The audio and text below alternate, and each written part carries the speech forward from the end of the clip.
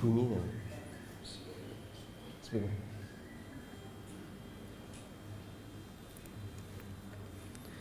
Assalamualaikum warahmatullahi wabarakatuh. Alhamdulillah wassalatu wassalamu ala Rasulillah wa ala alihi wa sahbihi wa mawalah. Wa ashhadu an la ilaha illallah wahdahu la syarikalah wa ashhadu anna Muhammadan abduhu wa rasuluh sallallahu alaihi wa ala alihi wa sahbihi wa man tabi'al huda ila yaumil qiyamah. Alhamdulillah, puji syukur kita haturkan kehadirat Allah Subhanahu wa taala di Jumat yang indah ini. Allah Subhanahu wa taala memberikan kita kemudahan untuk bisa melaksanakan berbagai macam ketaatan dan ibadah kepadanya. Apa yang sudah Bapak lakukan pagi ini? Coba kita tanya dulu yang pakai seragam. Apa yang sudah Anda lakukan pagi ini? Sarapan? Sudah? Sudah. Mandi? Gosok gigi? Masya Allah. Alhamdulillah. Sudah komplit ya? Salat subuh enggak? Alhamdulillah. Masya Allah. Ini kudu di absen kan? Baik, karyawan yang lain. Masya Allah. Ada yang enggak salat subuh? Insya Allah semuanya salat subuh ya. Jangan sampai jadi muslim tidak salat subuh. Karena kita mau membahas tentang amanah. Dan amanah yang tertinggi adalah amanah yang diberikan oleh Allah Subhanahu wa ta'ala kepada hambanya untuk dikerjakan. Contohnya ibadah sholat. Contoh yang lain melaksanakan puasa dan seterusnya. Kalau ibadah yang seperti ini saja masih keberatan, kon sholat subuh, tangine kawanan, keberatan untuk melaksanakan, apalagi amanah yang sifatnya hubungan antara manusia dengan sesama. Karena terkadang orang dia keberatan untuk melaksanakan ketaatan kepada penciptanya, maka biasanya dia punya karakter tidak mau taat kepada atasannya, sehingga kadang sering korupsi waktu, korupsi jam kerja, korupsi barang-barang yang ada di kantor dan seterusnya. Insya Allah yang ada di sini tidak ya, karena sudah tertib untuk melaksanakan tugas dan amanah yang diberikan oleh Allah Subhanahu wa taala. Baik. Sekarang kita akan masuk ke materi. Saya pastikan dulu Bapak Ibu sudah sarapan? Oh, belum. Banyak yang belum. Kalau belum kajiannya nggak boleh lama-lama. Beresiko nanti. Sebab Anda di sini kan tidak diasuransikan kan? Jadi kalau nanti ada yang sakit atau apa di luar tanggung jawab pembicara ya. Baik. Bapak Ibu yang dimuliakan Allah Subhanahu wa taala, berbicara tentang amanah. Karena judul kita terbaca nggak di depan ini judulnya? Muslim yang amanah. Kelihatan dek? Nah, apa bunyinya? Muslim yang amanah. Kita mau belajar untuk bisa menjadi seorang muslim yang amanah. Tapi terlebih dahulu kita mau pahami amanah itu apa sih Pak? Kalau kita perhatikan dari dalil-dalil yang ada, maka kita bisa bagi amanah menjadi dua garis besar. Yang pertama adalah amanah yang disebut dengan amanah al-ammah, amanah yang bersifat umum. Amanah dalam makna yang lebih luas, yang bersifat umum. Apa itu amanah ammah? Amanah ammah adalah semua tugas syariat yang diberikan oleh Allah Subhanahu wa ta'ala kepada hambanya yang berakal dan sudah baligh. Saya ulang ya. Amanah yang bersifat umum adalah semua tugas syariat yang diberikan oleh Allah kepada para hambanya yang berakal dan sudah baligh. Amanah semacam ini disebutkan oleh Allah Subhanahu wa taala di surat Al-Ahzab ayat 72. Allah Subhanahu wa taala berfirman, Inna aradna al-amanata 'ala as-samawati wal ardi wal jibal Sesungguhnya kami pernah menawarkan amanah untuk dikerjakan oleh langit, bumi dan gunung. Fa'abaina ayyahmilnaha, tapi mereka enggan untuk melaksanakannya. Wa ashfaqna minha, dan mereka ketakutan untuk menunaikannya. Wa hamalahal insan, tapi diemban oleh manusia. Innahu kana zaluman jahula. Sak temene menungso niku wong sing dolim tur bodoh. Sesungguhnya manusia itu adalah makhluk yang dolim dan bodoh. Baik. Amanah yang disebutkan dalam ayat ini disebut oleh para ulama sebagai amanatul ammah, amanah yang bersifat umum. Isinya adalah semua tugas syariat, baik yang bentuknya perintah maupun yang bentuknya larangan maupun yang bentuknya aturan. Sehingga melaksanakan perintah Allah, contohnya perintah napa Pak? Salat. Contoh perintah puasa. Contoh perintah bayar zakat bagi yang mampu dan seterusnya. Melaksanakan amanah seperti itu, melaksanakan perintah ini sama dengan melaksanakan amanah dari Allah. Meninggalkan larangan juga seperti itu. Contoh larangan Pak, orang Jawa punya istilah molimo ya. Mulai dari mendem, terus main, medok, maling, madat. Ini semuanya dilarang dalam agama kita. Menghindari ini semuanya karena Allah Subhanahu wa ta'ala, berarti dia menjalankan amanah.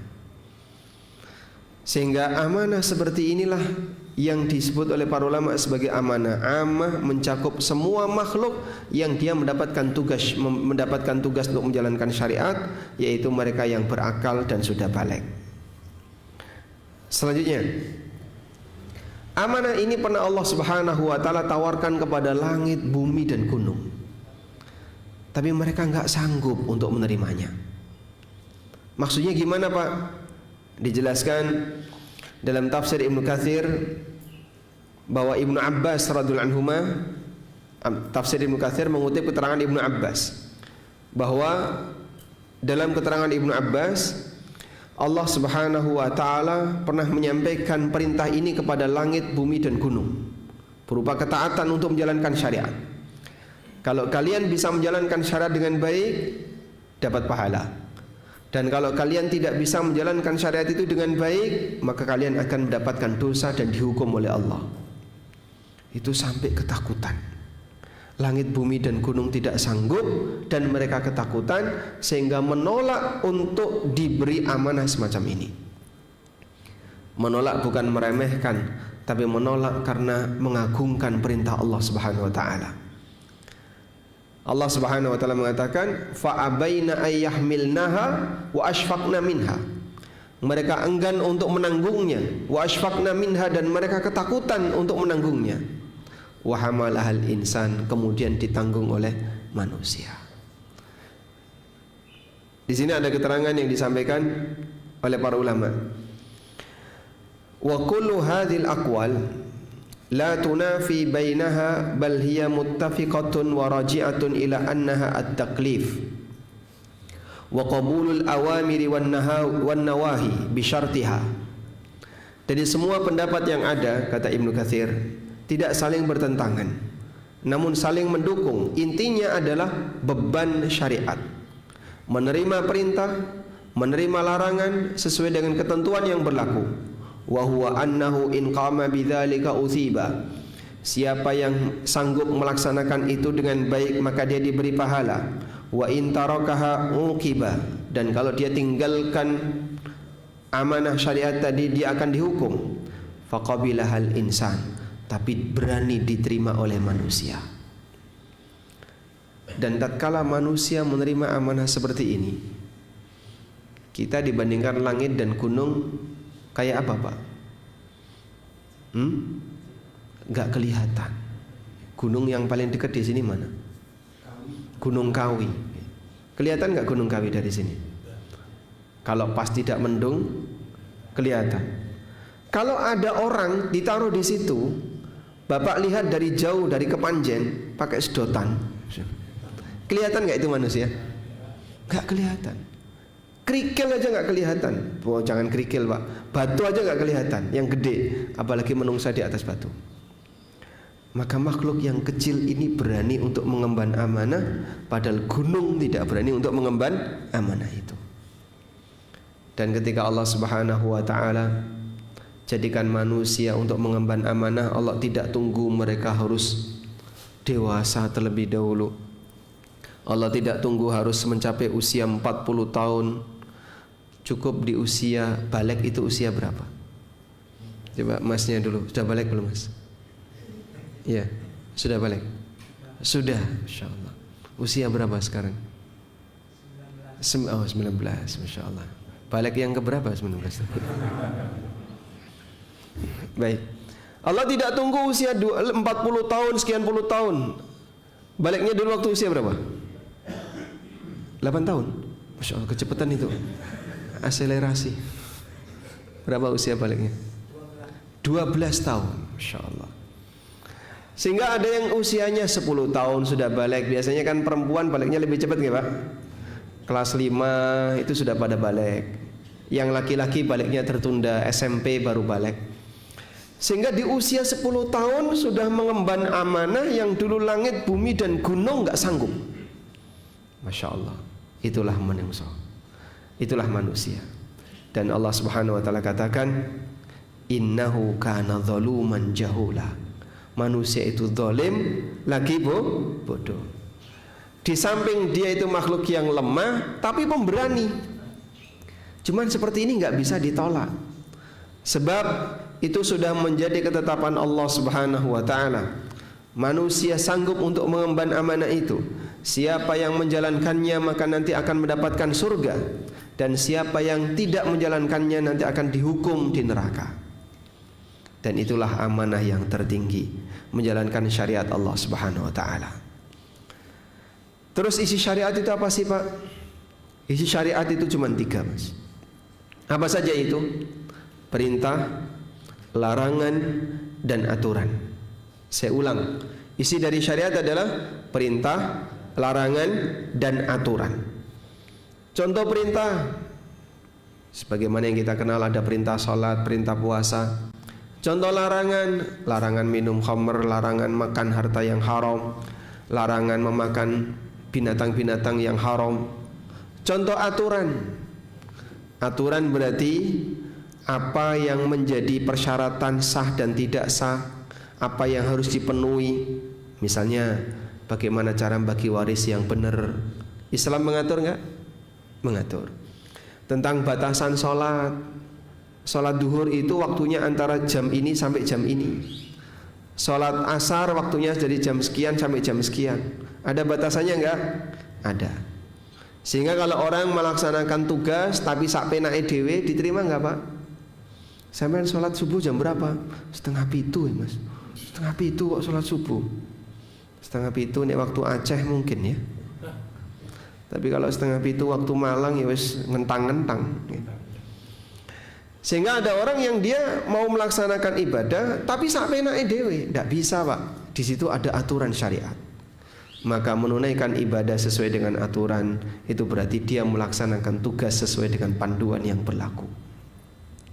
Makanya kita dalam beribadah dibimbing oleh Allah Subhanahu wa ta'ala melalui nabi yang mendapatkan wahyu untuk menjelaskan kepada para hamba, kepada manusia bagaimana cara beribadah yang benar. Kalau orang boleh beribadah kepada Allah terserah mereka masing-masing, berarti kan nggak butuh nabi. Fungsi nabi itu tidak berlaku. Adanya nabi karena manusia butuh penjelasan tentang bagaimana cara beribadah yang benar. Menjalankan ini semuanya sama dengan menjalankan amanah. Baik. Dalam tafsir Adwa'ul Bayan disebutkan, wal amanatu tashmulu kullama stauda'aka Allah.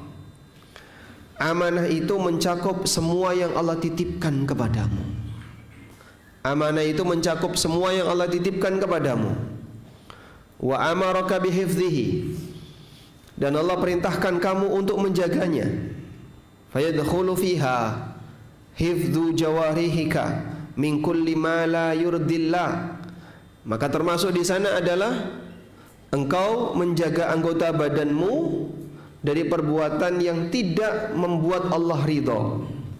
Wa hifdzu ma'tuminat 'alaika min huquqin nas. Termasuk di antaranya adalah menjaga hak manusia yang telah diamanahkan kepadamu. Ini keterangan yang disebutkan dalam tafsir Adwaul Bayan, menjelaskan firman Allah Subhanahu wa taala di surat Al-Mu'minun, di antara ciri orang yang beriman adalah walladzina hum fi amanatihim wa ahdihim raun. Orang mukmin itu manusia yang bisa menjaga amanah dan perjanjian mereka. Kata beliau, mencakup semua yang dititipkan oleh Allah Subhanahu wa taala kepada kita. Sehingga jaga baik-baik yang Allah titipkan kepadamu, sebab nanti Allah akan meminta pertanggungjawabkan kepadamu. Sing dititipin apa mawon, Pak? Yang nanti akan dimintai pertanggungjawaban. Di antaranya Allah Subhanahu wa taala titipkan kepada kita berupa jasad. Awak sing sehat, awak sing seger dinggo apa? Karena orang kalau dikasih badan yang sehat terkadang saya enom kok engko sik, aku sik kuat engko sik. Sehingga banyak di antara mereka yang ketika merasa masih muda, nikmatin aja ini hidupmu. Karena kau masih muda, mumpung masih muda dan mudamu akan hilang, tidak akan kembali. Akhirnya merasa dia masih muda, sak penake dhewe. Sehingga kadang badannya dirusak. Contoh badan dirusak gimana, Pak? Ditusuk kanan, tusuk kiri, tusuk, Masya Allah, sampai lidah kadang ditusuk. Nggih, ada gitu. Terus pakai ini apa namanya? Piercing ya? Ya? Setengah dim. Tindik sing gede niku napa, Pak, jenenge, Pak? Hah? Apa namanya? Sampai lebar sekali ini, Pak. Subhanallah. Ini apa-apaan? Kuping apik-apik dirusak. Kulit bagus-bagus diukir. Termasuk juga wajah yang demikian sempurna. Laqad khalaqnal insana fi ahsani taqwim, dirusak oleh manusia. Makanya kenapa tato itu dosa besar? Karena itu merusak ciptaan Allah Subhanahu wa taala. Sesuatu yang sudah sempurna kalau kemudian dirusak, maka nanti akan dimintai pertanggungjawaban oleh Allah Subhanahu wa taala. Makanya Nabi sallallahu alaihi wasallam pernah mengingatkan, la'anallahu al-washimat wal mustawshimat.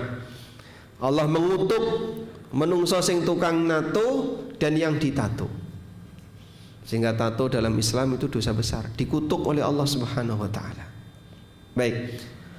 Contoh yang lain yang diberikan oleh Allah Subhanahu wa taala kepada kita. Allah titip kepada Anda. Apa itu, Pak? Waktu. Waktu itu apa? Umur.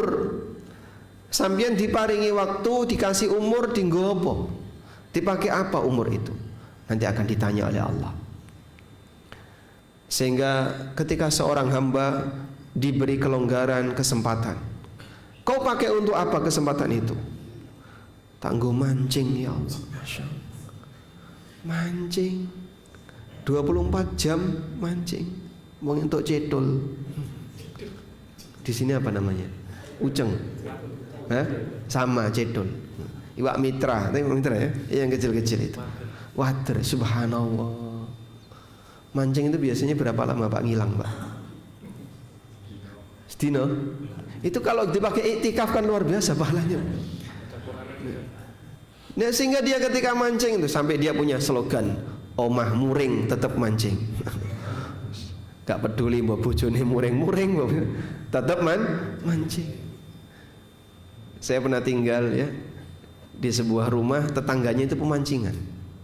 Itu Masya Allah, Pak, jam 9 itu mulai berdatangan, 9 malam, Pak ya. Jadi belakang rumah kontrakan saya itu pemancingan. Jam 9 malam itu mulai berdatangan. Ya saya dapat manfaat. Rumah saya ditunggoni terus. Jadi kalau malam gak ada maling. Cuman sandal pernah hilang juga sandalnya. Ternyata yang maling mancingnya. Baik.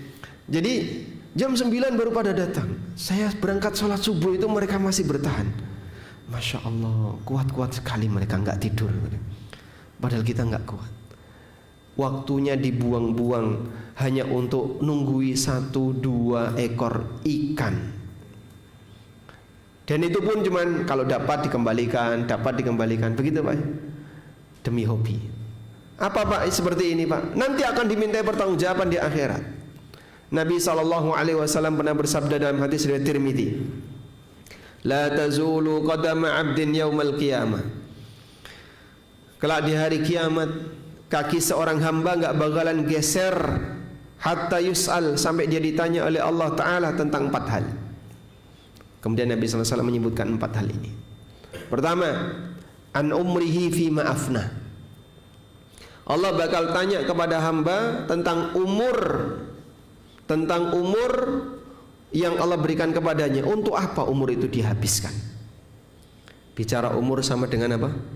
Waktu. Sehingga Allah bakal tanya kepada yang bersangkutan, kau pakai apa waktumu? Karena sejatinya hidup kita ini adalah deretan waktu.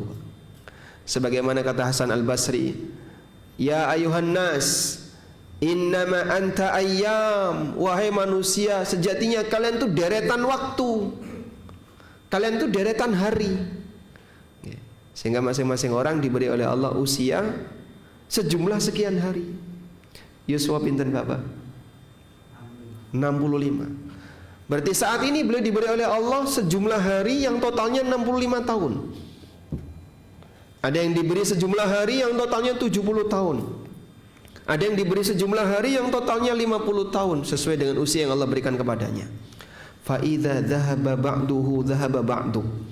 Berarti kalau sudah hilang 1 hari, kamu hilang sebagian unsur kamu.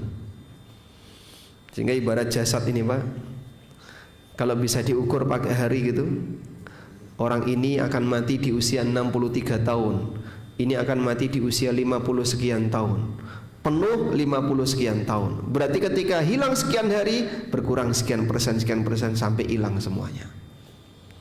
Fa idza dhahaba ba'duhu dhahaba ba'du. Kalau sebagian hari sudah hilang, maka berarti hilang sebagian di antara unsurmu. Masya Allah. Mas, ini Mas, usia berapa Mas? 18 tahun. Masya Allah. Udah balik belum? Sudah ya. Kalau tidur berapa jam sehari? Sehari tidur berapa jam? Kangelan ngitung. 8 jam. Kurang lebih 8 jam. Tidur 8 jam sehari. Bapak-bapak tidurnya berapa jam sehari Pak?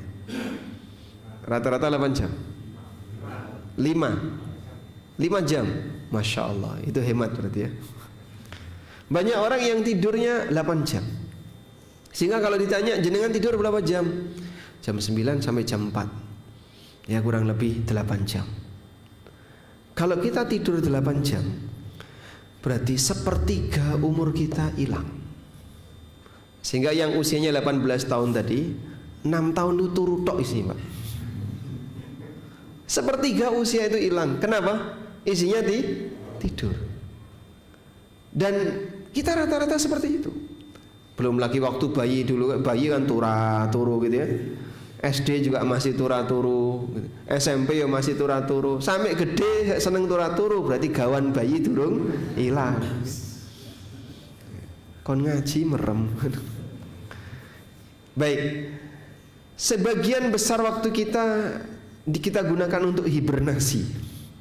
Kita gunakan untuk diam, tidur tidak produktif. 8 jam berarti 1/3 dari 24 jam, 1/3 umur kita isinya tidur. Yang sisanya dipakai untuk kegiatan A, kegiatan B, habis. Untuk ibadah sebagian kecil saja. Sekarang alhamdulillah Bapak duduk di majelis ilmu, mudah-mudahan ini terhitung ibadah. Butuh waktu rentang lebih panjang ya. Ini kalau ibadah sing jengene salat nggak kuat selama ini Pak. Selesai salat koncone wis lunga, wis plira wis do lunga kabeh. Sehingga dia pengen cepat meninggalkan masjid. Tapi kalau sedang pengajian, Apalagi diwajibkan bagi karyawan, Arab obah rawani. Baik. Padahal nanti yang seperti inilah yang mengisi hidup kita dengan keberkahan. Sementara Bapak Ibu yang dimuliakan Allah, waktu yang kita buang sia-sia akan ditanya oleh Allah Subhanahu wa taala. An umrihi fima afna. Allah bakal tanya kepada orang ini tentang usianya, untuk apa usia itu dihabiskan. Yang kedua, wa an jismihi fima ablah. Allah bakal tanya kepada hamba terhadap jasadnya, untuk apa jasad itu dia rusak. Karena yang namanya badan makin tua makin beripun Pak, mengalami penurunan, sehingga balung-balung mulai rapuh, pergelangan-pergelangan mulai kemeng-kemeng, otot mulai kendor. Grafik manusia setelah dia mencapai usia 40 akan menurun terus sampai akhirnya dia mati. Pada posisi itulah dia akan ditanya oleh Allah, badanmu kau rusak untuk apa? Karena semua badan pasti akan rusak. Dipakai selama sekian puluh tahun, rusak, mandek, mati. Allah tanya, dhisik sik enom awakmu ning ndi wae. Waktu kamu masih muda, badanmu sehat, masih produktif, kau gunakan untuk apa? Ditanya oleh Allah Subhanahu wa taala. Ada sebagian orang misalnya sudah mulai pensiun, sudah sepuh, baru mepet masjid. Padahal dulu hilang dari masjid, sekarang baru merapat ke masjid, baru mau hadir di pengajian, mau mengikuti kajian yang disampaikan oleh Ustaz. Tolong Pak Ustaz, jangan cepat-cepat, jangan sulit-sulit, saya sudah tua. Dibalas sama Ustaz, nah dulu Bapak masih muda, waktu masih muda kemana saja? Kok tua baru datang? Boleh nggak kayak gitu Pak? Apakah tua itu uzur untuk belajar? Saya sudah tua, serasa sinau. Apakah seperti itu? Apakah tua itu uzur untuk mendekat ke agama? Tidak. Maka tidak ada ceritanya kalau orang sudah tua boleh tidak belajar. Justru orang ini nanti akan ditanya, kenapa kamu datang setelah tua? Waktu masih muda kau kemana saja? Karena sekali lagi mungkin Bapak bisa survei ya, mahasiswa-mahasiswa yang jauh dari masjid, yang hilang dari masjid, mereka yang eksekutif muda, yang mereka hidupnya isinya kerja itu, tanya, coba Mas, kenapa nggak ngaji atau ke masjid nanti Pak kalau sudah pensiun? Dan mereka pikirannya kayak gitu, berpikir nanti saja kalau sudah pensiun, nanti saja kalau sudah tua baru merapat ke masjid. Masya Allah, iya kalau sampai tua tidak ada jaminan hidupnya akan bisa sampai tua. Sebab gak ada kepastian yang lebih tua mati lebih dulu daripada yang masih muda. Umurnya berapa Mas? 17 tahun, kurang berapa hari lagi? Kok wis neredek? Di Kepanjen ada gak Pak kuburan yang tulisannya khusus 60 ke atas? Tidak ada. Berarti yang umurnya 18, 17, 20 tahun, apakah mereka boleh masuk? Oh boleh, Insya Allah. Masuk aja boleh. Oh jodi, nggak usah takut. Ajal itu tidak bisa dipercepat maupun ditunda. Sehingga yang lebih penting adalah bagaimana kita mengisi waktu. Bukan masalah panjang pendeknya umur, tapi umurmu itu isinya apa? Memang yang terbaik adalah mantala umruhu wa hasuna amaluhu. Wong sing paling apik sing umure dawa, amale becik. Umur panjang dan amalnya baik itulah yang terbaik. Tapi kan kita tidak tahu Pak. Sehingga yang harus kita upayakan gimana? Jadikan dirimu selalu siaga kematian. Sebab kita tidak pernah tahu kapan kita akan dipanggil oleh Allah Subhanahu wa taala. Yang ketiga, wa an ilmihi madza amila bihi. Allah bakal tanya tentang ilmu seseorang. Sejauh mana kau amalkan ilmu itu? Sejauh mana kau amalkan ilmu itu? Sehingga kalau ada seorang hamba yang dia sudah tahu A, sudah tahu B, sudah tahu C, sudah tahu, tapi banyak dia remehkan, banyak dia tinggalkan, banyak dia langgar ilmu itu, maka akan menjadi sumber petaka di yaumil kiamat. Wis ngerti kok gak mbok lakoni. Kamu kan tahu, kenapa kau tidak lakukan? Akan ditanya oleh Allah.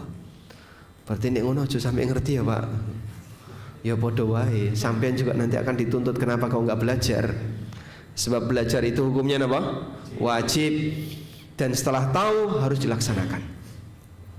Yang keempat, wa an malihi min aina iktasabahu wa fima anfaqa. Allah Subhanahu wa taala bakal tanya kepada hambanya tentang harta yang Allah titipkan kepadanya. Dari mana dia dapatkan harta itu dan untuk apa dia tunaikan harta itu. Sehingga kalau dia memiliki harta, dua pintu yang akan ditanya, dari mana dan untuk apa. Lebih berat mana, Pak? Memastikan dapat harta halal atau memastikan penggunaan harta halal? Lebih berat mana? Pertama atau kedua? Kedua atau pertama? Kedua. Lebih berat mana? Sama beratnya. Sehingga orang kalau sudah dapat harta, pelitnya muncul. Arab metu tinggal kegiatan yang bernilai pahala, pertimbangannya banyak. Kok sik to, kok sik awakmu sik butuh iki, kok sik butuh iki. Kowe iki durung iki, durung iki, durung iki. Gitu Pak ya? Muncul pertimbangan seperti itu. Tapi satu hal yang perlu Anda jadikan prinsip. Mengeluarkan harta jika tidak ada nilai pahalanya atau bahkan wujudnya dosa, akan jadi beban lebih berat di akhirat. Ya, nyun sewu nggih. Ada sebagian orang kalau diajak nyumbang masjid itu rasanya berat. Ayo Pak nyumbang masjid Pak, masjid mau direnovasi. Itu untuk pembukaan donasi renovasi masjid berat. Rano do gelem metu ya Pak duitnya Pak. Tapi begitu giliran renovasi gardu ronda, Masya Allah, blas-blas cepet. Butuh berapa? Semen 10 sak, wes tak kirim 15 sak. Orang mau 10. Apalagi acara-acara yang sifatnya meriah-meriah, butuh apa? Butuh snack sekian, tak kirim. Agustusan tak kirim, Masya Allah. Butuh sound, tak kirim. Sehingga sampai mohon maaf, ada sebagian orang yang kadang untuk kegiatan-kegiatan yang sifatnya nggak ada nilai pahalanya itu jor-joran Pak. Wis pokoknya kudu geden-gedenan. Padahal bisa jadi nggak ada nilai pahalanya. Nyuwun sewu bahkan kadang bernuansa dosa lebih dominan. Nggo joget-joget dalam posisi ketika itu manusia sampai nggak sholat, menghalangi orang untuk sholat, nyegat dalan dan seterusnya. Makanya kadang kita aneh ya, kita merasa aneh. Ada orang yang berani investasi untuk bermaksiat, tapi di saat dia diajak untuk berinvestasi berbuat taat, enggan untuk mau melakukannya. Ini manusia kebalik suasana batinnya Pak. Padahal harta ini adalah titipan dari Allah yang seharusnya digunakan untuk mendukung kegiatan-kegiatan yang Allah ridhoi, tapi dia justru malah menggunakan itu untuk kegiatan yang dimurkai oleh Allah Subhanahu wa taala. Karena itu Allah Subhanahu wa taala menyebutkan di surat Al-Anfal penyesalan yang nanti akan dialami oleh orang kafir. Bapak kalau bawa mushaf coba dibuka Pak. Surat Al-Anfal ayat 36. Allah Subhanahu wa taala berfirman di surat Al-Anfal ayat 36. Innal ladzina kafaru yunfiquna amwalahum liyasuddu an sabilillah. Sesungguhnya orang-orang kafir itu menginfakkan hartanya. Allah sebut menginfakkan hartanya. Sehingga kata infak itu mencakup untuk tujuan positif maupun negatif. Maka berbuat jahat, keluar uang disebut infak, tapi infak untuk maksiat. Liyasuddu an sabilillah, untuk menghalangi manusia dari jalan Allah. Fasayunfikunaha, dan mereka akan menginfakkan itu.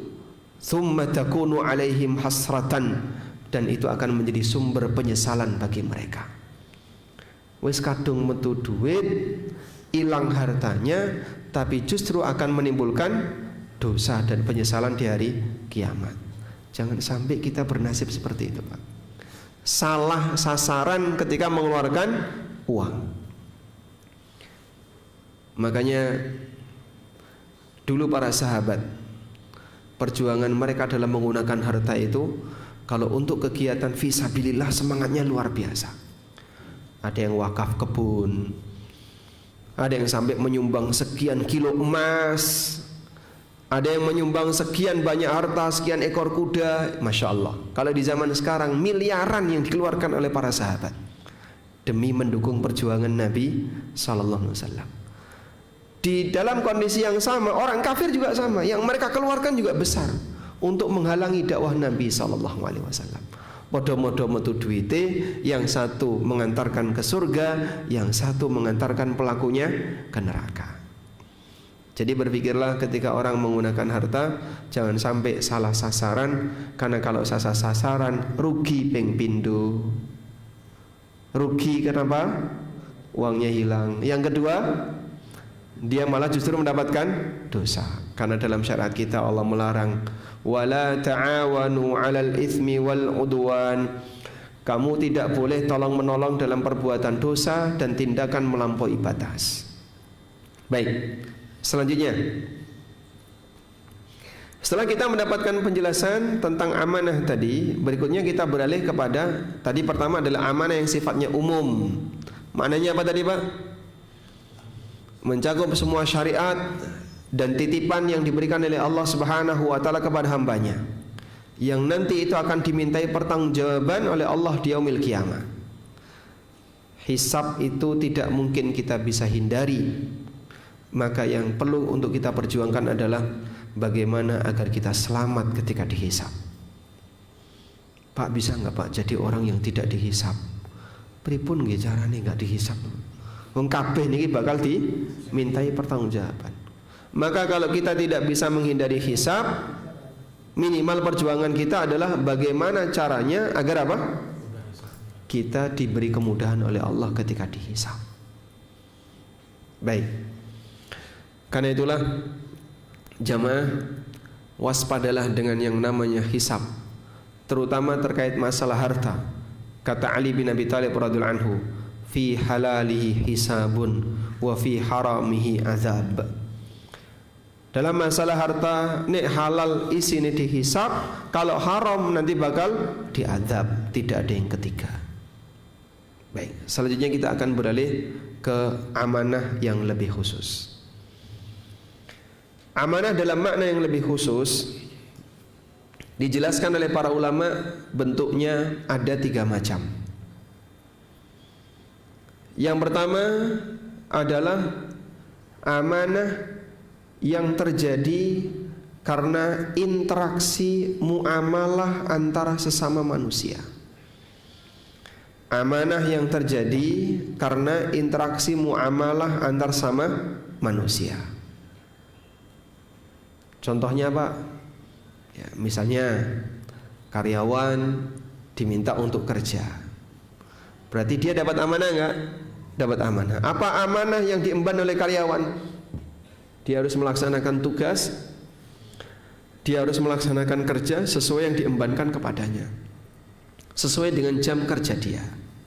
Baik, Bapak kerja jam berapa? Mas, kerja jam berapa Mas? Ya, baru sekolah. Oh, masih sekolah. Kalau masih sekolah, jamnya bebas. Oh, PKL. Baik. Yang sudah karyawan, Masya Allah. Ini sudah karyawan belum? Belum. PKL.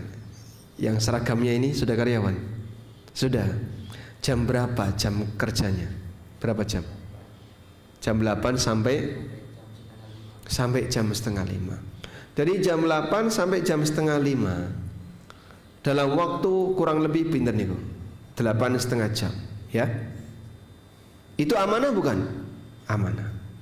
Berarti Anda mendapatkan amanah untuk melaksanakan kerja dari mulai jam 8 sampai setengah 5. Kok misalnya ada karyawan dari jam 8 sampai setengah 5 mulai turu, nah, berarti dia melanggar amanah. Maka mengurangi jam kerja itu melanggar amanah, menyanyiakan tugas itu melanggar amanah, sehingga disuruh A malah dia yang kerjakan B, disuruh B dia kerjakan C, dia melanggar amanah. Disinilah ketika seorang hamba sedang mendapatkan amanah dari transaksi yang dia lakukan, tanda tangan, ini adalah MOU, kau diterima di perusahaan ini, kau harus bekerja dari mulai jam sekian sampai jam sekian, dari hari Senin sampai hari Jumat misalnya, nanti Sabtu Ahad libur, gajimu tiap bulan sekian, tanda tangan, setuju, setuju, tanda tangan. Begitu dia tanda tangan, berarti dia telah mengikat dengan perjanjian yang tertuang di situ. Bisa dipahami ya? Dan ini namanya apa? Amanah yang Allah Subhanahu wa taala berikan kepada hamba melalui interaksi hamba dengan sesama hamba. Maka kalau ada perintah dalam Al-Qur'an, innallaha ya'murukum an tu'addul amanati ila ahliha, sesungguhnya Allah perintahkan kepada kalian untuk menunaikan amanah kepada yang berhak. Maknanya adalah laksanakan tugas kamu sesuai dengan kesepakatan yang kamu buat dengan mereka. Majikan juga punya amanah Pak? Punya. Apa amanahnya majikan? Ngasih bayaran sesuai kesepakatan. Sehingga walaupun misalnya ada orang yang punya perusahaan kok rugi, apakah dia masih wajib untuk membayar upah kepada karyawan? Wajib. Kenapa wajib? Karena ada kesepakatan. Perusahaan rugi Pak, saya nggak bisa gaji kamu, yaitu urusan kamu. Yang penting kewajiban kamu harus ditunaikan, sehingga dia harus tetap ngasih bayaran. Itulah yang dimaksud amanah yang terjadi di antara sesama manusia karena transaksi muamalah. Sehingga bawa barang kantor itu amanah, menggunakan barang kantor itu amanah. Kalau disalahgunakan berarti dia menyalahgunakan amanah. Baik. Selanjutnya, yang kedua, di antara bentuk amanah dalam makna yang lebih khusus adalah hifdzu asrarin nas, menjaga rahasia di tengah umat manusia. Termasuk di antara rencana menjaga rahasia suami istri, menjaga rahasia orang lain. Kalau dipeseni suruh jaga rahasia, ini termasuk di antara bentuk menjaga amanah. Coba kita baca hadis berikut ini dari Jabir bin Abdullah radhiyallahu anhuma.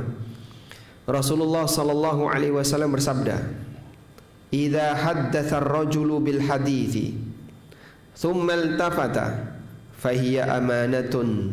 Rawahu Abu Dawud wa Tirmidzi. Jika ada orang yang ngajak bicara orang lain, tapi sebelum dia bicara, dia tolah-tolah dulu. Sini. Tolah-tolah dulu. Tolah-tolah itu maksudnya apa Pak? Hah? Memastikan tidak ada CCTV. Memastikan apa? Tidak ada orang. Sini. Dia tolah-tolah dulu. Aman. Baru dia kasih tahu. Tak kasih tahu ya. Dan itu pun dia sampaikan dengan suara pelan, dan yang diberitahu si fulan. Maka saat dia lihat ke kanan dan ke kiri, Nabi SAW mengatakan, fahiya amanah, itu amanah. Walaupun orang ini tidak ngomong, tolong rahasiakan. Cukup dengan indikasi dia tolah-toleh, tidak ingin ada orang di situ, berarti ini sudah menunjukkan kalau dia mau menyampaikan rahasia. Baik. Mana yang lebih berat Pak? Menyimpan uang atau menyimpan rahasia? Menyimpan uang orang, kas masjid, atau titipan orang, atau menyimpan rahasia? Mana yang lebih berat? Menyimpan rahasia. Kenapa menyimpan rahasia itu berat? Dorongan hawa nafsu untuk cerita itu besar. Ayo diceritakno, ayo diceritakno. Penting loh ini, berita penting. Kalau dia nggak kuat untuk mempertahankan dorongan tadi, kemudian dia jawil temannya, tak ceritani ya, cuman kamu aja yang saya kasih tahu, jangan cerita-cerita yang lain. Ya, akhirnya dia kasih tahu. Nah, dia A ngasih tahu ke B, tak ceritani, jangan sampai ngasih tahu siapapun, hanya kamu yang saya kasih tahu. Dikasih tahulah ke B. Nah, B nggak kuat menahan rahasia tadi. Dorongan untuk cerita itu dia ceritakan ke C, jangan kasih tahu siapapun, hanya kamu yang saya kasih tahu. C nggak kuat untuk menahan dorongan tadi, dia kasih tahu ke D, kasih tahu ke E ngasih tahu ke A. Loh kok sampai ngerti tekondi? Loh, lah pripun toh? C itu sudah pernah pesan sama B. Loh berarti B yang ngerti. Padahal E dari siapa? Dari D. Dia nggak tahu kalau B tahu. Akhirnya gimana? Nyebar kemana-mana. Maka menjaga rahasia itu berat. Gak semua orang sanggup untuk menjaga rahasia. Caranya gimana sih Pak biar kita itu bisa menjaga rahasia? Hah? Ya memang diam. Cuman ini Arab menang itu loh berat. Suruh diam itu berat. Kadang cerita tapi nyerempet-nyerempet, sehingga diserempet-serempetkan dikit, akhirnya memicu penasaran ya. Memicu penasaran dari yang diceritani. Oh, siapa yang kok karep iki? Siapa yang kamu maksud itu siapa? Maksudmu itu apa? Dia tanya-tanya terus sampai akhirnya jebol rahasia itu. Menjaga rahasia lebih berat daripada menjaga harta. Baik, makanya Nabi SAW menyampaikan bahwa kalau orang sudah bilang ke orang lain dan dia minta rahasiakan atau hanya dengan indikator badan, tsummal tafata, dia tolak-tolak ke kanan dan ke kiri, fahiyal amanah, ini termasuk amanah. Dalam hadis yang lain dari Abu Sa'id Al-Khudri radhiyallahu anhu, Rasulullah sallallahu alaihi wasallam pernah bersabda, "Inna min a'zamil amanati indallah yaumal qiyamah." Sesungguhnya di antara amanah yang paling besar di sisi Allah besok di hari kiamat adalah ayyufdiyar rajulu ila imra'atihi wa tufdi ilaihi, ketika suami dan istri melakukan hubungan badan yang itu di tempat rahasia, tsumma yanshuru sirraha, lalu mereka menyebarkan rahasia ranjang, cerita-cerita Pak. Makanya haram ya, dosa besar suami istri cerita tentang rahasia ranjang ya. Sehingga cerita seperti ini termasuk di antara amanah yang wajib dijaga oleh masing-masing. Kenapa ini termasuk di antara amanah yang besar?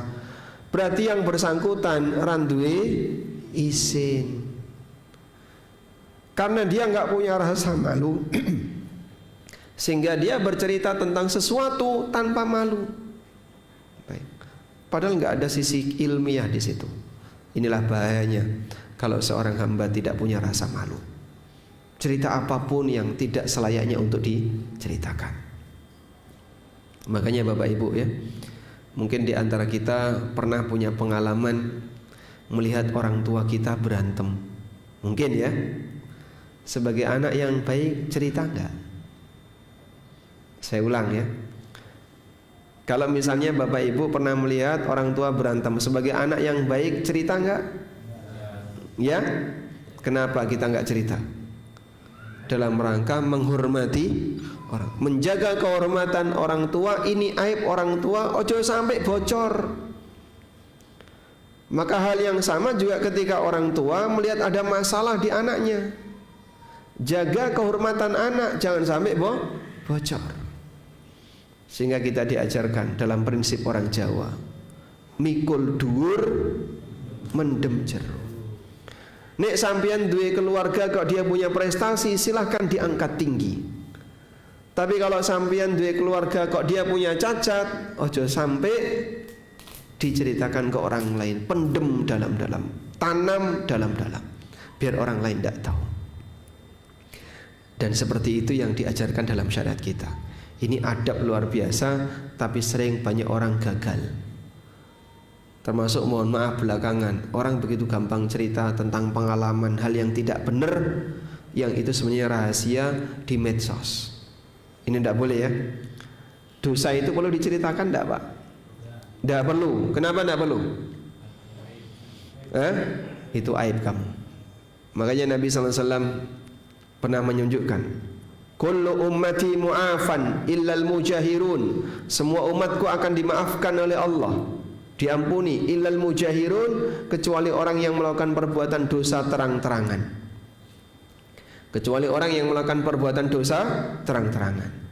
Wa minal mujaharah, dan termasuk di antara melakukan perbuatan dosa terang-terangan, ada orang yang berbuat dosa di saat orang lain tidak tahu. Enggak ada satupun yang tahu. Fahataka sitrallah, tapi orang ini justru malah merobek tabir Allah sehingga malah cerita ke orang lain. Jangan sampai kita melakukan seperti itu. Baik. Karena itu untuk bagian yang kedua ini, belajarlah merahasiakan berita, karena ini termasuk di antara amanah. Cara yang paling mujarab adalah kalau Bapak dapat berita, tanamkan dalam hati Bapak, saya tidak punya kepentingan. Dah, lupakan saja. Lupakan saja. Saya tidak punya kepentingan, sehingga lupakan saja. Dengan demikian tidak akan ada hasrat untuk menggali berita itu lebih dalam, pengen ngerti lebih dalam. Karena Anda merasa saya tidak punya kepentingan, ya sudah, lupakan saya, lupakan saja. Orang lain juga tidak punya kepentingan. Ini makna amanah yang kedua. Yang ketiga, amanah yang ketiga adalah posisi jabatan yang diberikan kepada seseorang. Posisi dan jabatan yang diberikan kepada seseorang. Sehingga seseorang ketika dia mendapatkan jabatan tertentu, dapat posisi tertentu, maka hakikatnya dia sedang mendapatkan amanah. Hakikatnya dia sedang mendapatkan amanah. Karena itu Nabi SAW, sebagaimana disebutkan dalam hadis dari Abu Hurairah radhiyallahu anhu, pernah ditanya oleh seorang sahabat, dan dia Badui, mata sa'ah. Di saat Nabi SAW sedang ceramah, tiba-tiba ada yang masuk pertanyaan sebelum beliau bicara selesai, sebelum beliau menyelesaikan pembicaraan, medot pembicaraan. Mata sa'ah, kapan kiamat? Gak digubris sama Nabi SAW. Beliau lanjut menyelesaikan apa yang beliau sampaikan. Begitu beliau sudah selesai, Nabi SAW tanya, manis sa'il? Tadi yang tanya siapa? Ana ya Rasulullah. Mata sa'ah, kapan kiamat? Ketika orang itu tanya kapan kiamat, Nabi SAW balik tanya, madza a'datta wailak, celaka kamu, yang sudah kau persiapkan apa? Kok wani-wani takon kiamat? Kiamat itu pasti terjadi. Pok tunggu, rapok tunggu, tetap terjadi. Mati itu pasti akan kalian alami. Ditunggu maupun tidak ditunggu, mati pasti akan datang. Yang lebih penting adalah apa yang sudah kau persiapkan untuk menghadapi kematian dan kiamat.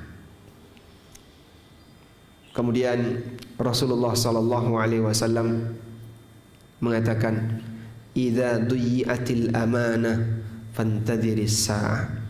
Kalau amanah itu dia sia-siakan, maka tunggulah as-sa'ah, tunggulah kiamat. Amanah kalau disia-siakan, tunggulah kiamat. Qala kaifa idha'atuha ya Rasulullah. Lalu sahabat bertanya, ya Rasulullah, bagaimana bentuk menyanyiakan amanah itu? Qala, kata Nabi SAW, idza usnidal amru ila ghairi ahlihi fantadhiris sa'ah. Apabila urusan itu diserahkan kepada orang yang tidak berhak, diserahkan kepada orang yang tidak punya kapabilitas, maka tunggulah kiamat. Dan ternyata keadaannya demikian.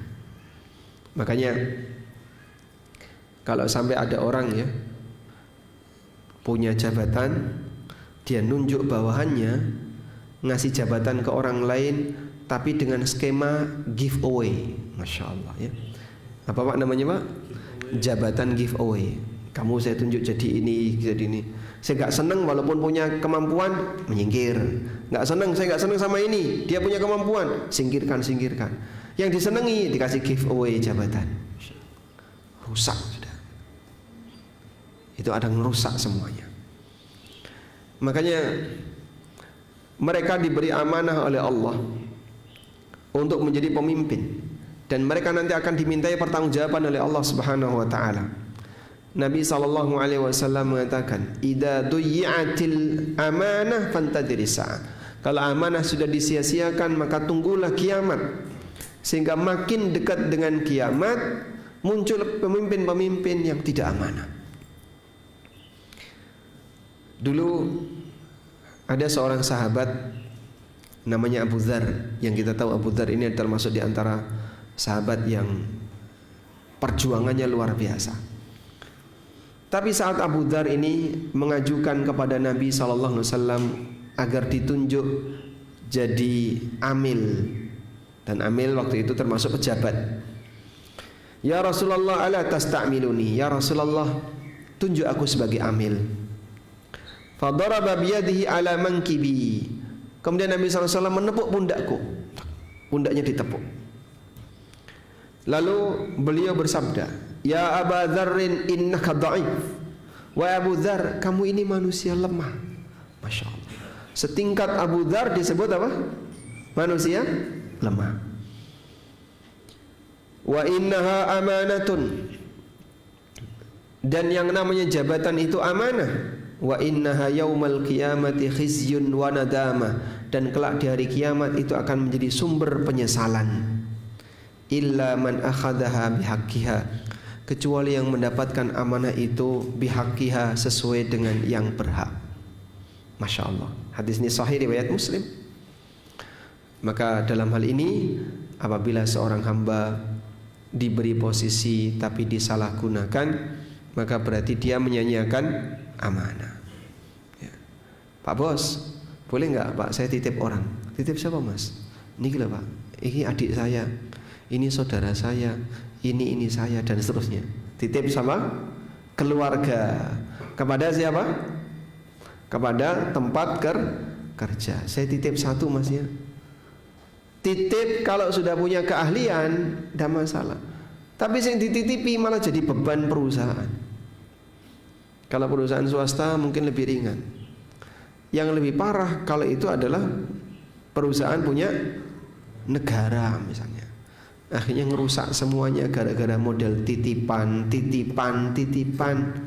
Sing wani bayar gede lulus. Masya Allah.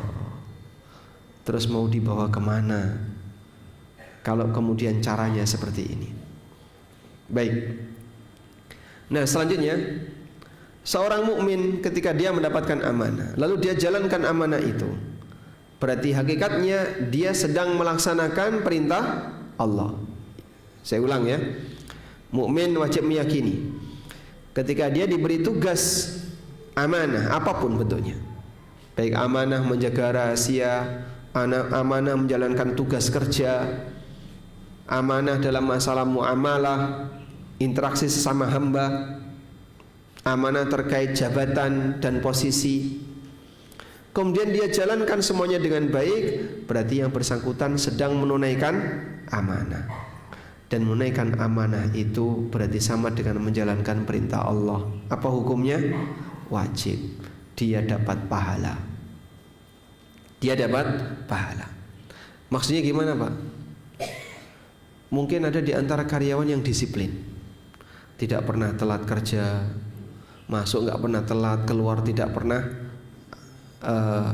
korupsi waktu, kerjanya bagus, amanah dia, disiplin. Maka karyawan yang disiplin seperti ini, jika niatnya dalam rangka untuk menjalankan perintah Allah, dapat pahala nggak? Dapat. Kenapa Pak dapat pahala? Sebab Allah yang perintahkan kamu untuk disiplin. Innallaha ya'murukum an tu'addul amanati ila ahliha. Sesungguhnya Allah perintahkan kalian untuk menunaikan amanah kepada yang berhak. Negara mana yang rakyatnya dikenal disiplin? Ya? Mana Pak? Jepang. Mana lagi?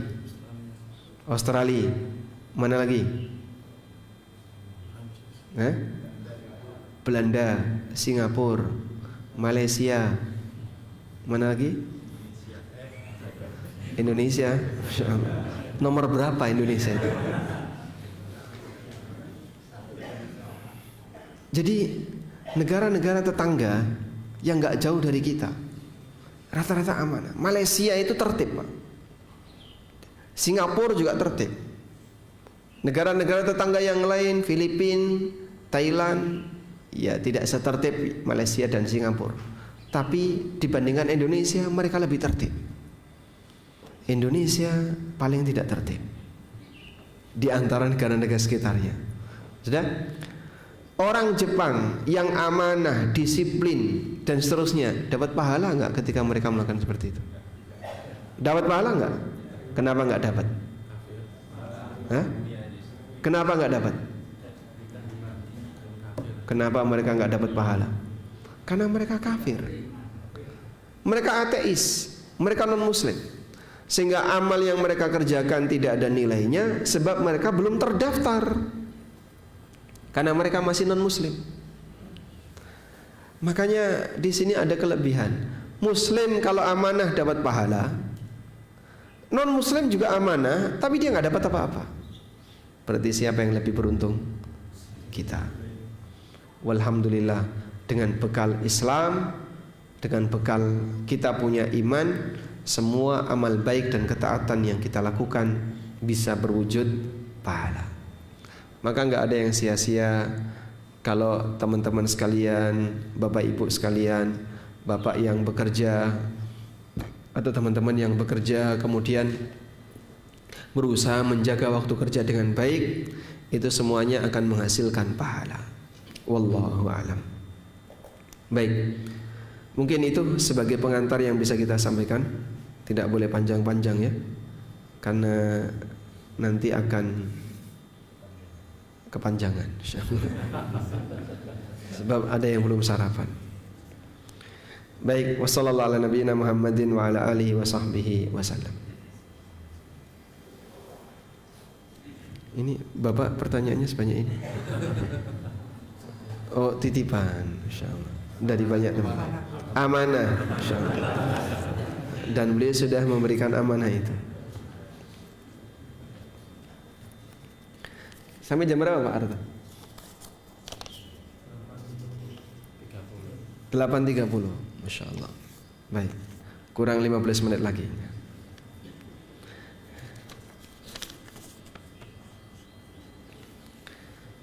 Pertanyaannya, makan saat jam kerja apa termasuk korupsi waktu? Ini makan dikarenakan dikasih sama konsumen. Anda butuh berapa lama kalau makan? 5 jam?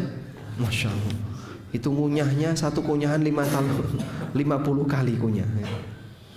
Karena Anda tidak terlalu lama ketika makan, maka insya Allah jika hanya sebatas 5 menit, 10 menit dan tidak signifikan dan tidak mengganggu kegiatan kerja, hukumnya boleh.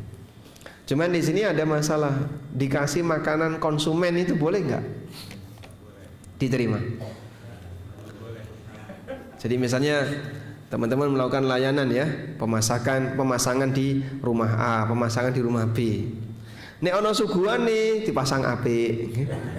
Nek ora ono suguhan nih, ora ono garingan kabeh. Wes sak-sake wae. Oh, enggak boleh kayak gitu, Pak. Semuanya konsumen. Kamu harus sikapi yang sama. Sehingga model tips, sogokan, jajanan dan seterusnya itu bisa berbahaya. Maka yang seperti ini pada asalnya tidak boleh diterima.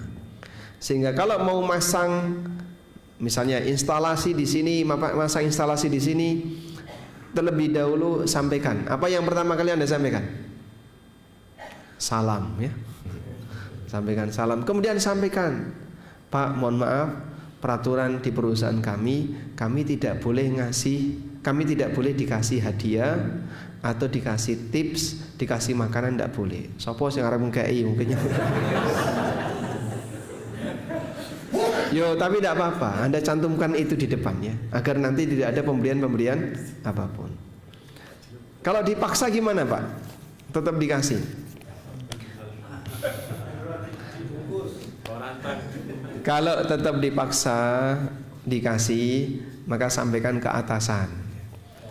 Boleh enggak ini saya bawa Kalau boleh saya bawa, kalau tidak boleh saya tinggal. Kok disuruh bawa saja, nanti bawa ke kantor. Dimakan bareng-bareng dengan karyawan yang lain. Boleh? Boleh. Ini ada satu kasus ya Pak. Saya pernah ngisi kajian di pom bensin. Karyawan-karyawan pom bensin dikumpulin, kemudian dikasih ceramah. Itu dia cerita ada kecemburuan antara karyawan satu dengan yang lain. Karyawan yang kerja di kantor, kantornya itu kan kaca ya, sehingga bisa melihat kegiatan yang ada di luar.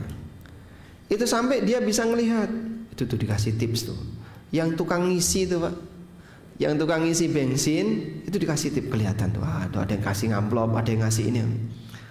Akhirnya karena kelihatan, yang di dalam ini jadi iri. Nah kita nggak pernah berinteraksi langsung dengan klien, akhirnya kita nggak dapat apa-apa. Maka yang ada di dalam kantor, dia dapat gaji murni bulanan tanpa tambahan. Yang ada di luar tipsnya lebih gede daripada gajinya. Akhirnya sampai menimbulkan kesenjangan. Nah sejak saat itu karena ketahuan atasan, maka ini akan tidak sehat kalau dibiarkan saja. Sehingga kalau dibiarkan seperti ini saja, lama-lama muncul ketegangan antara satu karyawan dengan karyawan yang lain. Akhirnya dibuat aturan, semua uang tips dari klien wajib dimasukkan ke box kotak ini. Akhirnya dikasih satu kotak khusus, boleh kalian terima tapi langsung masuk sini. Siapa berani nerima tapi nggak dimasukkan ke sini, kan dipantau CCTV ya, awas nanti akan ada konsekuensinya. Alhamdulillah bisa menyelesaikan kasus tadi, sehingga tetap dana itu misalnya terkumpul berapa dibagikan secara merata, atau dipakai untuk kegiatan makan-makan bersama, atau dipakai untuk infak tempat ibadah di kantor itu, sehingga semuanya tidak sampai ada kesenjangan. Wallahu a'lam. Assalamualaikum. Waalaikumsalam. Apa nasihat untuk wanita yang eksis di medsos, jualan, jadi model baju, selfie, dan lain-lain? Idealnya wanita itu tidak diekspos. Idealnya wanita itu tidak diekspos. Makanya Allah perintahkan wanita untuk apa? Tinggal di dalam rumah. Apa Pak dalilnya? Allah Ta'ala berfirman, wa qarna fi buyutikunna wa la tabarrujna tabarrujal jahiliyatil ula. Berdiamlah kalian di rumah kalian dan jangan tabarruj dengan cara pamer kecantikan di luar rumah. Dan disebut oleh Allah seperti tabarrujnya orang jahiliyah. Maka ayat ini memberikan kita penjelasan bahwa idealnya wanita itu tidak diekspos, sehingga wanita itu disembunyikan, bukan malah ditampilkan. Cuman ya, prinsip kapitalis yang mengajarkan wanita untuk diekspos, itu prinsip kapitalis. Bisa dipakai untuk mencari uang. Komoditasnya apa? Wanita. Sehingga iklan apapun pakai wanita. Sampai yang nggak ada hubungannya dengan wanita pakai wanita. Aki itu kan nggak ada hubungannya dengan iklan aki, tapi yang disuruh jadi model iklan wanita. Hubungannya apa antara aki dengan wanita itu Pak? Nah, untuk nyetrum. Mau itu nyetrum ya Pak. Baik. Sehingga kita arahkan kepada para wanita ya, bertakwalah kepada Allah dan waspadalah dengan praktek seperti itu. Karena bisa jadi yang bersangkutan kalau sudah mati tapi jejak digitalnya nggak hilang, pamer-pamer aurat nggak hilang, jadi dosa jariah yang terus mengalir. Assalamualaikum warahmatullahi wabarakatuh. Waalaikumsalam warahmatullahi wabarakatuh. Saya bekerja sebagai editor video. Bagaimana menyikapi video yang saya edit tapi di dalamnya terdapat aurat laki-laki maupun wanita, dan terkadang ada video wanita yang sudah berhijab namun pakaiannya masih terlihat bentuk tubuhnya. Sistem kerjanya saya dikirim video oleh bos dan saya tinggal mengedit videonya. Baik, karena Anda sebagai editor video, maka kalau ketemu aurat seperti itu dipotong, di crop, jadi auratnya hilang semua. Setelah jadi kirim ke bos. Kok Anda dikeluarkan? Berarti Anda tidak cocok di situ. Lah gimana? Bapak selalu bersinggungan dengan maksiat jadinya, atau memamerkan maksiat orang lain. Karena editor tanggung jawab. Sehingga dalam hal ini kalau kemudian editor tanggung jawab, ya berarti harus berani pilih konten yang baik. Sampaikan, Pak Bos, kalau Pak Bos mau menampilkan aurat, video yang menampilkan aurat, sebaiknya aurat binatang saja. Sapi udo itu. Wedhus udo, ndak apa-apa nggih, Pak? Udo kabeh. Maka video Anda adalah video tentang pemandangan alam, video tentang binatang, video-video ini tidak masalah. Ya. Tapi kalau manusia tidak boleh. Wallahu a'lam.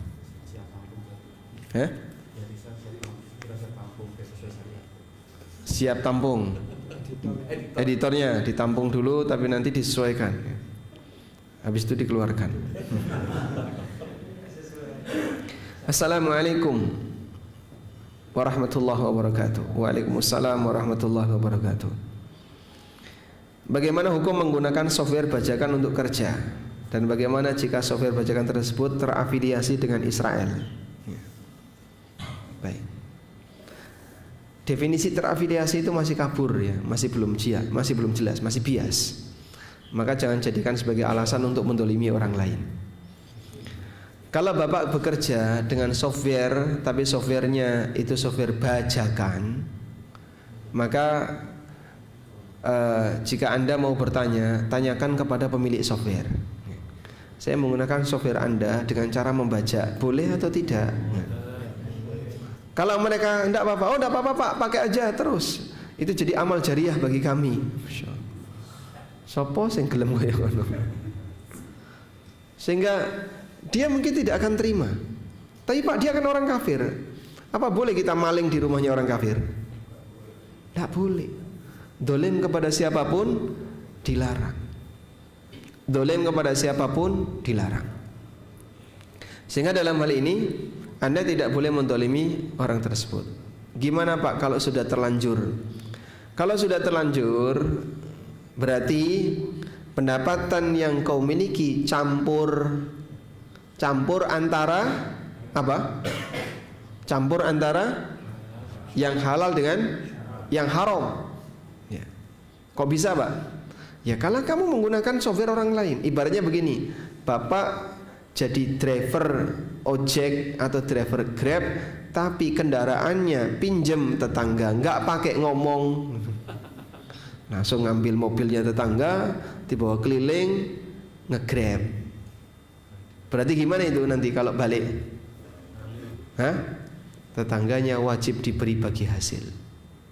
Tetangganya wajib diberi bagi hasil.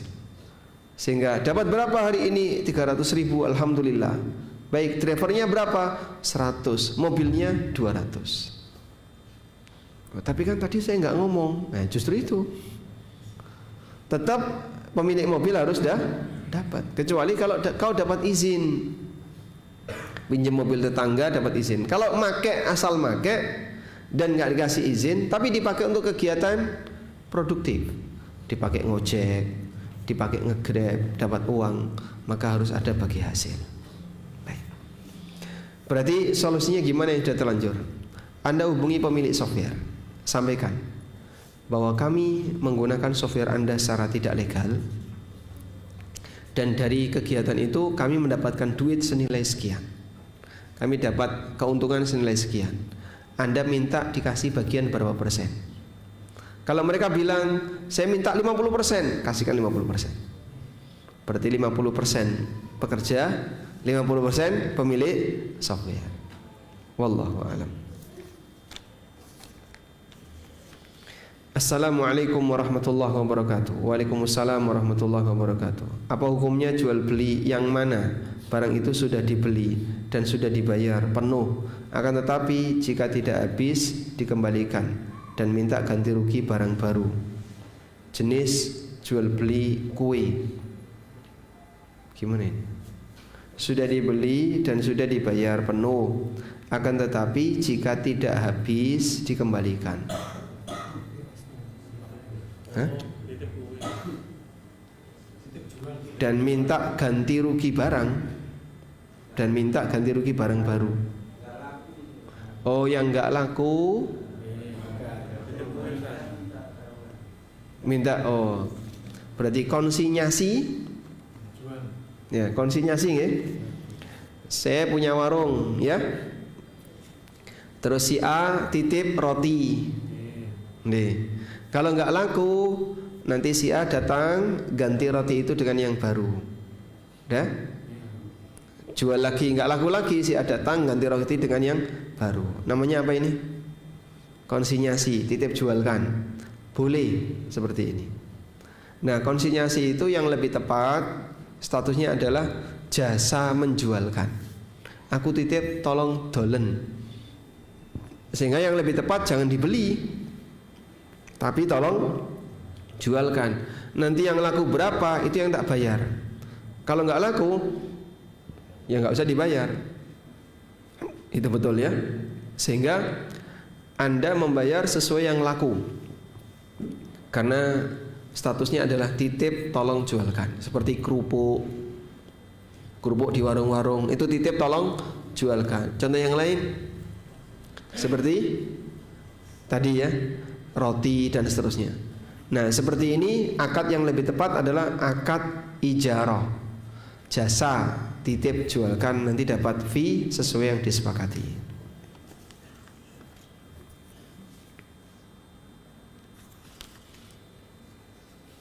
Assalamualaikum warahmatullahi wabarakatuh. Waalaikumsalam warahmatullahi wabarakatuh. Kayaknya ini sama ya.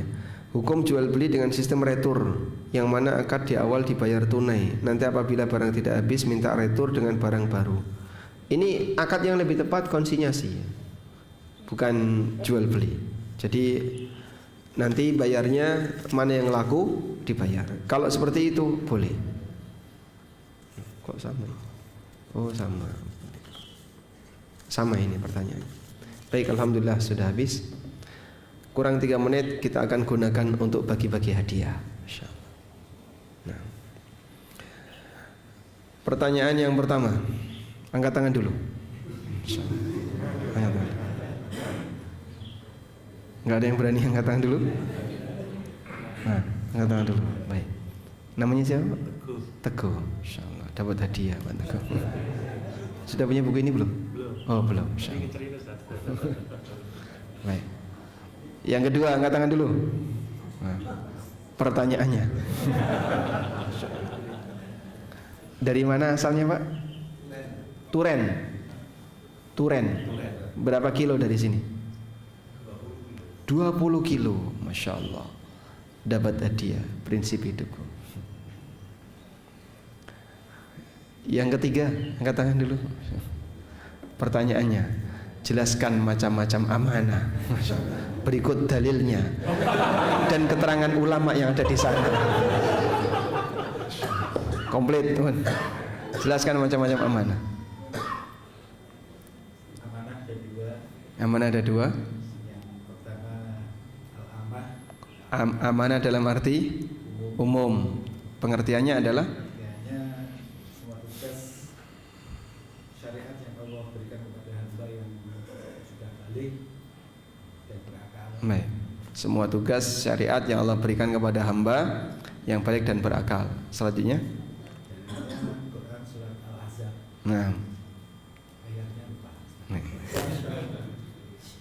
Terus, Yang kedua amanah yang bersifat khusus. Ini dibagi menjadi 3. Yang pertama terjadi karena terjadi muamalah sesama manusia. amanah karena muamalah sama manusia. Yang kedua menjaga rahasia Menjaga, umat manusia. menjaga rahasia. Yang ketiga, Yang ketiga posisi dan jabatan yang diberikan kepada seseorang. Masya Allah. Masya Allah. Hadiahnya ini. Nah. Sudah punya? Oh sudah punya. Kalau ini? Oh belum, Masya Allah. Jazakallahu khairan. Baik. Ini buku judulnya Fikih Haid ya, untuk ibu-ibu ya. Nah, caranya gimana ini? Baik. Di antara ibu-ibu yang tadi datang sebelum subuh dapat hadiah langsung. Ada? Ada. Ada. Baik, nanti yang datang sebelum subuh dapat hadiah buku ini, insyaallah. Paling pagi. Ini masjid apa namanya? Raudhatul Jannah. Raihul Jannah. Langsung angkat tangan ya. Ketua Takmir Masjid Raihul Jannah. Wonten? Ada? Ketua Takmir Masjid Raihul Jannah. Enggak hadir. Baik, kita serahkan ke Takmir Masjid Raihul Jannah. Nanti boleh ditaruh di mana biar dibaca oleh jamaah ya. Alhamdulillah, insyaallah. Baik, demikian yang bisa kita bahas. Sekarang tepat jam 8:31.